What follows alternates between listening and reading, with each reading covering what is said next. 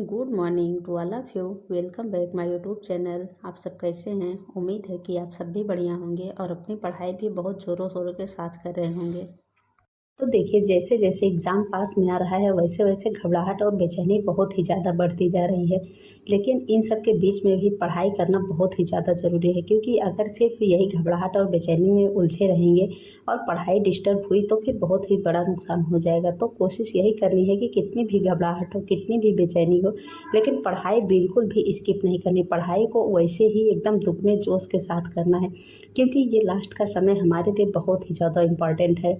यहाँ पे आज मैं कर रही थी चोल साम्राज्य, जो कि प्राचीन इतिहास का एक बहुत ही इम्पॉर्टेंट टॉपिक है, खासकर यूपी टीजीटी एग्ज़ाम के लिए। क्योंकि 2021 के पेपर में देखा जाए तो सिर्फ एक टॉपिक से कम 3-4 क्वेश्चन पूछे गए थे। तो इसलिए ये टॉपिक बहुत ही ज़्यादा इम्पॉर्टेंट हो जाता है। तो आप लोग भी अभी यही कोशिश करिए कि जिस टॉपिक से क्वेश्चन ज़्यादा पूछा गया है उस टॉपिक को बहुत ही अच्छे से तैयार कर लेना है। उससे अगर कहीं से भी किसी भी तरह से क्वेश्चन पूछा जाए तो फिर गलत ना होने पाए।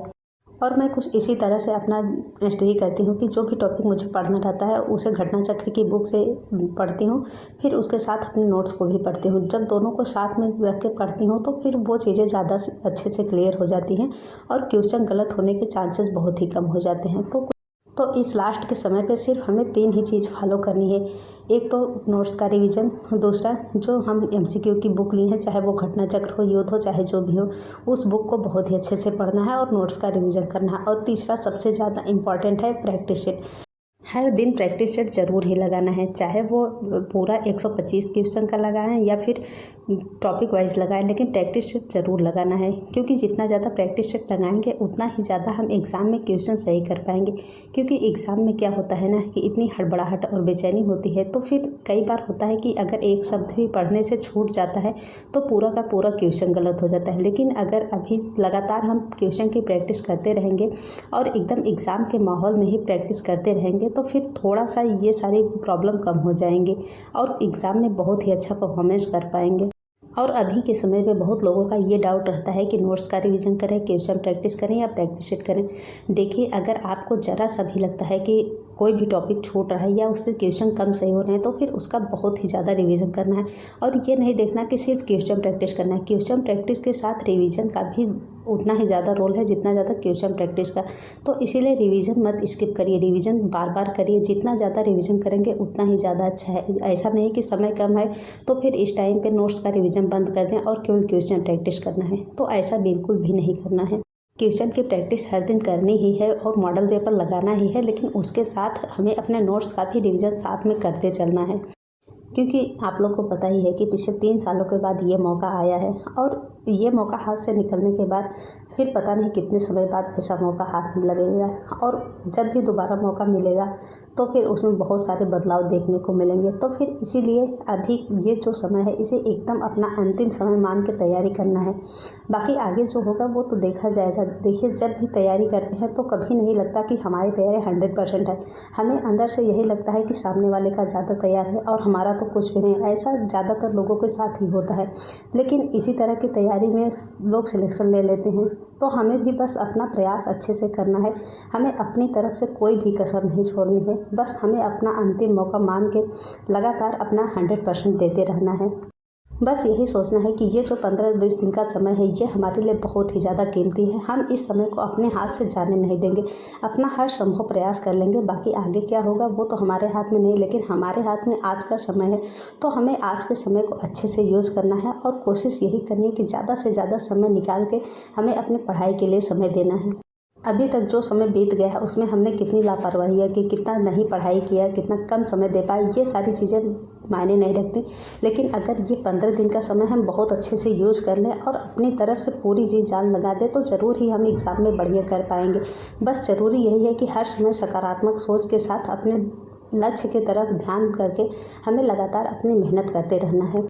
और जैसे जैसे एग्ज़ाम पास में आ रहा है तो फिर लग रहा है कि बहुत ही ज़्यादा बेचैनी हो रही है कि लोग तो बहुत पढ़ रहे हैं, हम तो कुछ भी नहीं। ये सारी चीज़ें सबके साथ हो रही हैं और ऐसा होना स्वाभाविक भी है, क्योंकि जितना ज़्यादा हमें डर लगेगा हम उतना ही ज़्यादा उस पर काम करेंगे। क्योंकि डर के हमें पीछे नहीं हटना है, डर के हमें उस पर लगातार काम करना है। तो बस अगर हम लगातार करते रहेंगे तो ज़रूर ही एग्ज़ाम में बढ़िया करके आएंगे।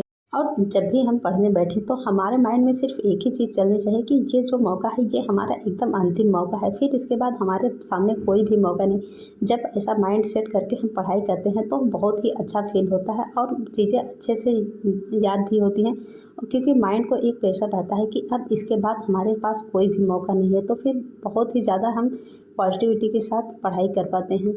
और एक चीज़ आप लोग फील करते होंगे कि जैसे जैसे एग्ज़ाम पास आ रहा है तो लगता है कि अब माइंड का भी रफ्तार दुगनी हो गई है, क्योंकि जो भी चीज़ पढ़ते हैं वो बहुत अच्छे से याद हो जाती है।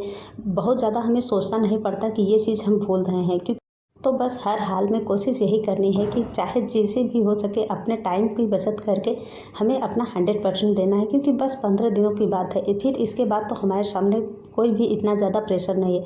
तो इस 15 दिनों को बहुत अच्छे से यूज़ कर लेना है। बाकी जो भी काम है अभी उसे पेंडिंग में छोड़ देना है कि 15 दिन के बाद मौका मिलेगा फिर उसको ही कर लेंगे, लेकिन ये 15 दिन सिर्फ अपने लिए ही यूज़ करना है। कोशिश करनी है कि ज़्यादा से ज़्यादा समय अपनी पढ़ाई के लिए दिया जाए। तो बस जिस तरह से हम अभी तक लगातार पढ़ाई करते आए हैं, अब हमें अपने समय की थोड़ी सी और ज़्यादा बचत करके अपनी पढ़ाई के लिए यूज़ करना है, क्योंकि जितना ज़्यादा समय दे पाएंगे, 10 घंटे 12 घंटे जितना भी समय मिल पाएगा, हम जितना ज़्यादा दे लेंगे उतना ही ज़्यादा हमारे लिए फ़ायदेमंद है। तो बस अभी कोशिश यही करनी है कि अपने समय को किसी भी हाल में चुरा के अपनी पढ़ाई के लिए ज़्यादा से ज़्यादा यूज़ करना है। क्योंकि आप लोग देख ही रहे हैं कि अभी लेटेस्ट न्यूज़ भी बहुत तेज़ी से वायरल हो रही है कि अब न्यू वैकेंसियों का भी भरमार आने वाला है, और जब भी न्यू वैकेंसी आएगी तो उसमें बहुत सारे बदलाव देखने को मिलेंगे। तो इसीलिए ये वैकेंसी ऐसी है कि इसमें तो सिर्फ सब्जेक्ट है, तो सिर्फ यहाँ पे सब्जेक्ट में मेहनत करनी है, और हम इतने दिनों से इस पर वर्क करते चले आए हैं, तो अब हमें ज़्यादा मेहनत करने की ज़रूरत नहीं। बस अब ज़रूरी है कि जितना अभी तक पढ़ते आए हैं उसी का बार बार रिवीजन करना है, क्योंकि जितना ज़्यादा रिवीजन करेंगे और जितना ज़्यादा क्वेश्चन प्रैक्टिस करेंगे तो फिर एग्ज़ाम में बढ़िया करके आएंगे। तो बस हर हाल में हमें बस यही सोचना है कि ये जो मौका है ये हमारा आखिरी मौका है, फिर इसके बाद हमारे हाथ में ऐसा मौका नहीं आने वाला है। तो जब हम आखिरी मौका मान के तैयारी करते हैं तो फिर बहुत ही ज़्यादा पॉजिटिविटी भी फील होती है और हम पढ़ाई के लिए उतना ज़्यादा समय भी दे पाते हैं। तो बस कोशिश यही करनी है कि किसी भी हाल में हमें ज़्यादा से ज़्यादा समय देना है, और जो भी चीज़ें पढ़ पाए हैं उसे बचा के रखना है। तो बस इस लास्ट के समय पे हमें यही करना है कि जितना भी हमारे पास मटेरियल है, जो भी अभी तक हम पढ़ते हैं, चाहे वो नोट्स हो या बुक, ज़्यादातर फोकस करना है कि नोट्स पे, जो हमारे पास नोट्स है हमें नोट्स का अच्छे से रिवीजन करना है, और जो भी बुक है क्वेश्चन की, चाहे घटना चक्र हो, यूथ हो या और कोई भी हो, उससे अच्छे से क्वेश्चन प्रैक्टिस करना है। क्योंकि जितने बार हम एक ही क्वेश्चन की प्रैक्टिस करेंगे तो उतना ज़्यादा उससे रिलेटेड क्वेश्चन अगर कहीं से घुमा के भी पूछ दिया जाएगा तो वो सही करने की पॉसिबिलिटी ज़्यादा बन जाएगी। ऐसा नहीं है कि जो क्वेश्चन इस बुक में दिया है सेम टू सेम वही क्वेश्चन पूछ लिया जाए। तो अगर हम क्वेश्चन पढ़ते हैं और उसके सारे ऑप्शन को अच्छे से समझे हैं और उसकी व्याख्या अच्छे से पढ़े हैं, तो फिर उससे रिलेटेड अगर घुमा के भी क्वेश्चन पूछ लिया जाएगा तो हम ज़रूर ही सही करके आएंगे। तो बस हर हाल में बस हमें अभी एक ही जुनून होना चाहिए कि किसी भी तरह से हमें बस पढ़ाई के लिए ही समय देना है, और पढ़ाई ही पढ़ाई हमारे माइंड में चलनी चाहिए। तो आज के लिए बस इतना ही, फिर मिलते हैं नेक्स्ट वीडियो में।